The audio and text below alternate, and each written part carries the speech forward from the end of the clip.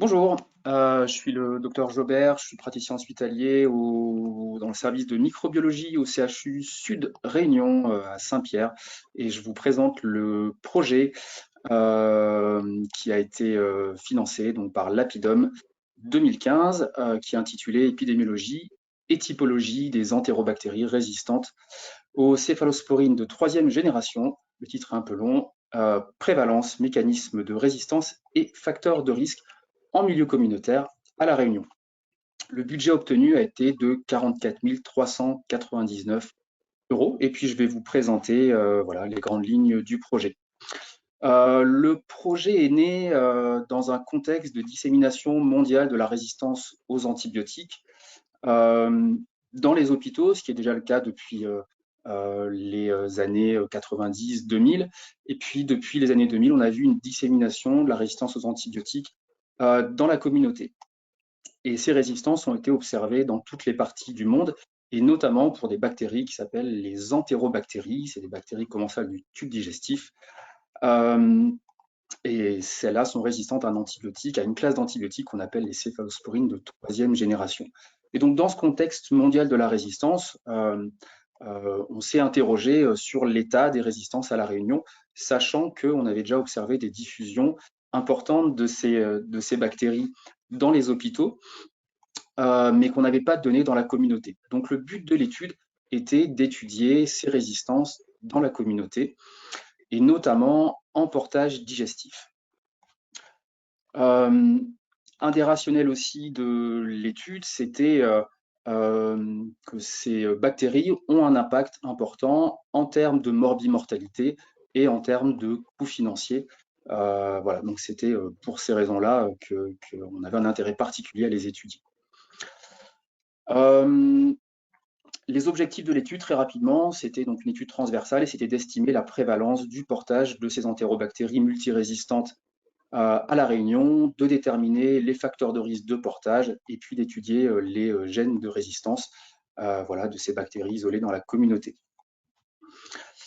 Euh, je passe la méthode, mais voilà, où en sommes-nous de la réalisation maintenant? L'étude est terminée, donc on a fait une phase de recrutement, une phase d'analyse des données microbiologiques, une phase d'analyse des questionnaires qui ont permis d'établir les facteurs de risque.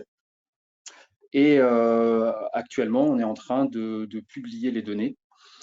Pour l'instant, on a, en termes de publication, on a préparé, enfin, on a fait un poster et un abstract qui ont été acceptés à la RICAI, donc un congrès, la RICAI 2020, donc c'est un congrès d'infectiologie. Et notre projet a donné lieu à une thèse de doctorat de médecine qui a été soutenue fin 2020 par le docteur Sophie Demotier, qui était à l'époque interne à Reims et qui est maintenant infectiologue. Euh, voilà. Les résultats de notre étude, euh, on a retrouvé une prévalence euh, de ces entérobactéries résistantes, multirésistantes, qui est à peu près du même ordre de celles qu'on trouve dans les pays occidentaux, peut-être un petit peu plus élevées. Et on a retrouvé des facteurs de risque, notamment l'utilisation des antibiotiques dans les 12 mois précédant le début de l'étude, enfin, le prélèvement que nous avons fait aux patients, et le voyage hors Réunion, hors de l'île de la Réunion, notamment voyage à Madagascar et en Inde. Voilà les principaux résultats que nous avons eus. En termes d'impact, on va essayer de faire un score prédictif pour voir si avec ces facteurs de risque et les caractéristiques des patients, on peut essayer de cibler le dépistage de ces patients à l'entrée à l'hôpital, voilà, sur ces facteurs de risque. Une des autres retombées attendues, c'est que ces facteurs de risque vont permettre de faire des études complémentaires, notamment d'étudier, peut-être faire des études spécifiques pour les patients qui vont voyager dans les pays de la zone océan Indien ou d'autres pays avec une prévalence élevée de bactéries multirésistantes. Voilà. En termes de conseils pour quelqu'un qui se lancerait dans l'étude, je dirais La première chose, c'est d'être bien encadré et puis de bien préparer, de bien travailler son projet et d'avoir une méthodologie solide. Voilà. L'important vraiment d'être bien encadré, c'est d'être encadré par une équipe multidisciplinaire.